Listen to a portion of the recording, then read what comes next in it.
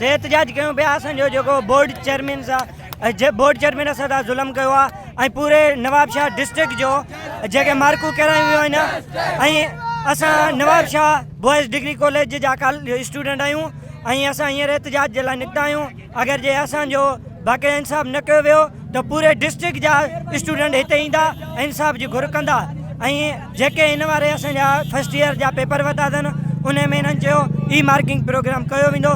ई marking programme असां चयो सही आहे, जेको थींदो सभिनी खे पंहिंजो हक़ इंसाफ़ मिलंदो, मशीनूं चेक कंदियूं ऐं बल्कि उहे छा हिकु ॿिनि जो हुजे जेको डी ऐं सी ग्रेड आया आहिनि ऐं मार्कूं सभिनी जो आहिनि 251, 256, 240।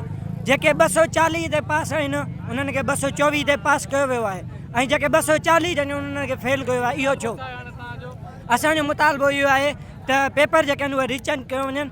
साईं मुराद अली शाह सां ऐं तालीम वज़ीर साईं सरदार अली शाह सां गवर्नमेंट ऑफ सिंध सां मुतालबो आहे त बोर्ड वारनि ते कुझु एक्टेंड कई वञे। हींअर असां बोर्ड वारनि सां ॻाल्हाइण वियासीं, हुननि छा कया आहिनि पंहिंजा गेट खे ताला हणी ऐं अंदरि वेही रहिया आहिनि, असांखे ॻाल्हाइण ई न ॾिनो अथनि। असां तॾहिं हिते प्रेस कयो आहे, असांजा हक़ असांखे ॾिना वञनि। असांजे फ्यूचर ते वॾो धकु हयो वियो आहे ऐं चेयरमैन अञा ताईं न आयो आहे। बोर्ड में ख़बर पई आहे त एहतजाज जे लाइ स्टूडेंट आया आहिनि ऐं पंहिंजे हक़नि जी घुर करण आया आहिनि त चेयरमैन अञा ताईं छो कोन पहुतो आहे बोर्ड ऑफिस? हुनजो कमु आहे न सवेरे पहुचणु, ड्यूटी आहे पंहिंजी ड्यूटी अटेंड करणु, छो कोन पहुतो आहे? ऐं जेके असां पंहिंजी हक़नि जी घुर था कयूं, छाजे लाइ तव्हां कुर्फ़ आहिनि? असांखे ॻाल्हाइण ॾियो न, असांजी तव्हां ॻाल्हि ॿुधो, छो नथा ॿुधो? ऐं जंहिं ॾिनी आहे रिश्वत ॾिनी आहे, जंहिं पैसा ॾिना आहिनि उन्हनि जा कंहिंजा सिर्फ़ु A1 ग्रेड आहिनि, बाक़ी पूरे डिस्ट्रिक्ट जा D ऐं C ग्रेड आहिनि। इहो छाजे करे? साईं मुंहिंजो नालो हनान सुमरो आहे ऐं अॼु असां हिते गॾु थिया आहियूं जीअं नवाबशाह बोर्ड जी इंतिज़ामिया नाइंसाफ़ी कई आहे सभिनी शागिर्दनि सां गॾु। सभिनी शागिर्दनि जा B ग्रेड ऐं D ग्रेड ऐं घणनि खे त फेल कयो वियो आहे ऐं घणनि छोकरनि खां पैसा वठी उन्हनि खे A ग्रेड ॾिना विया आहिनि जिन खे पंहिंजो नालो बि नथो लिखणु अचे। असांजो मुतालबो आहे त असां सभिनी खे इंसाफ़ ॾिनो वञे ऐं असांजा पेपर रीचेक कया वञनि। मिठाणी बलोच असांजे हक़नि ते ॾाढो हयो वियो आहे। असां महिनत करे पेपर ॾिना आहिनि। तक़रीबन असांजा जेके दोस्त आहिनि उन्हनि जा C या D ग्रेड आया आहिनि त उन्हनि दोस्तनि असांजी महिनत कई आहे। जंहिं महिनत न आहे कई उन्हनि जा A1 ग्रेड लॻा पिया आहिनि। हेॾे सरासर पैसो थो वठियो वञे। असां विया आहियूं degree college board of chairman ॾे विया आहियूं त उन्हनि असांजे शागिर्दनि खे ॾिसी करे हुते दर बंदि कराए छॾिया अथनि, अंदरि ऑफिसनि में लिकाए वेठा आहिनि।